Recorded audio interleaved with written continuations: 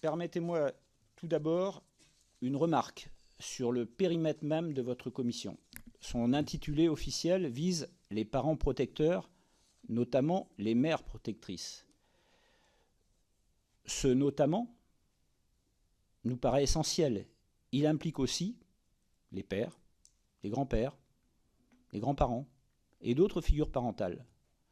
Nous ne soulevons absolument pas ce point pour contester vos travaux, mais parce que JSP documente précisément cet angle mort, celui des parents protecteurs qui ne sont pas des mères. Nous voudrions tout d'abord souligner un certain nombre de points fondamentaux dans nos approches qui sont en convergence avec plusieurs constats issus de vos auditions. Protéger les enfants victimes et protéger les personnes injustement accusées relève de notre même exigence de justice à tous. La proportion d'allégations en contexte de séparation qui ne sont finalement pas établies est loin d'être négligeable.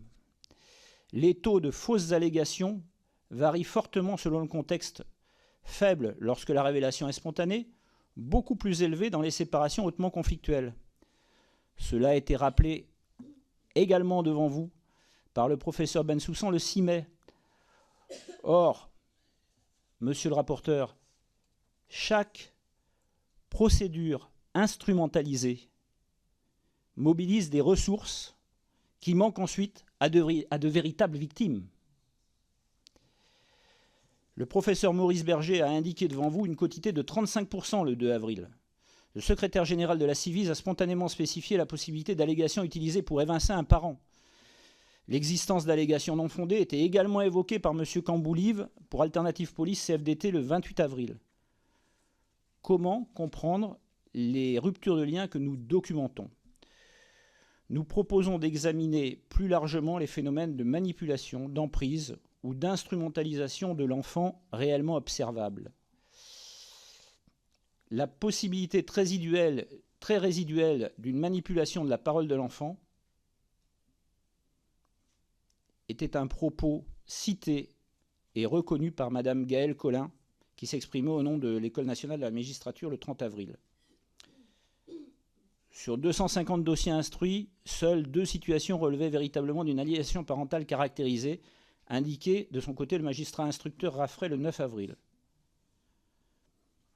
Autre citation avec laquelle on converge, « Moi, je ne connais pas le SAP.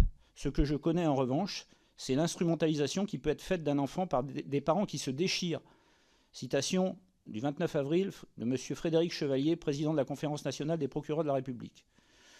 Vous avez là tout l'essence de notre proposition d'un référentiel scientifique national distinguant les différentes formes de rupture de lien. Alors nous voudrions juste vous donner quelques exemples qui illustrent nos propos.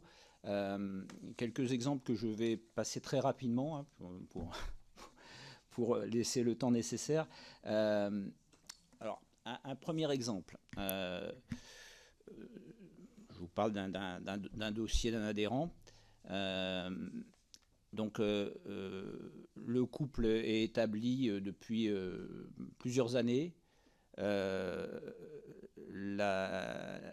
maman part passer quelques jours chez ses parents officiellement, qui sont à quelques centaines de kilomètres. Et puis, elle ne revient pas. Elle ne revient pas.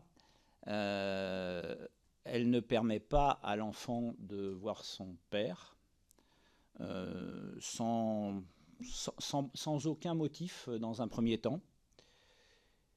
Et au bout de quelques mois, apparaît une accusation d'attouchement, d'inceste. Donc, l'enfant a été privé de son père déjà préalablement. Une plainte est déposée. Le juge aux affaires familiales est sollicité. Alors je passe les délais qui sont liés à la compétence qui peut quelquefois poser problème dans ces cas-là. Enfin, ça, c'est un autre débat.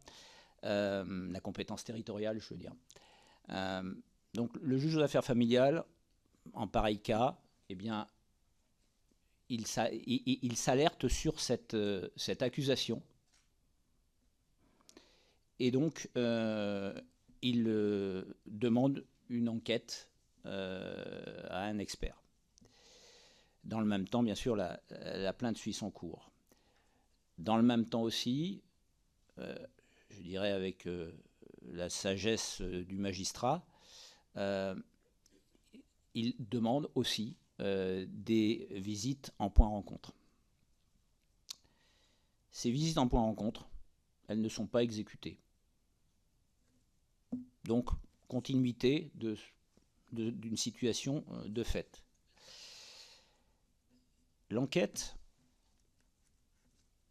elle est effectuée auprès du père, mais la mère refuse de s'y soumettre.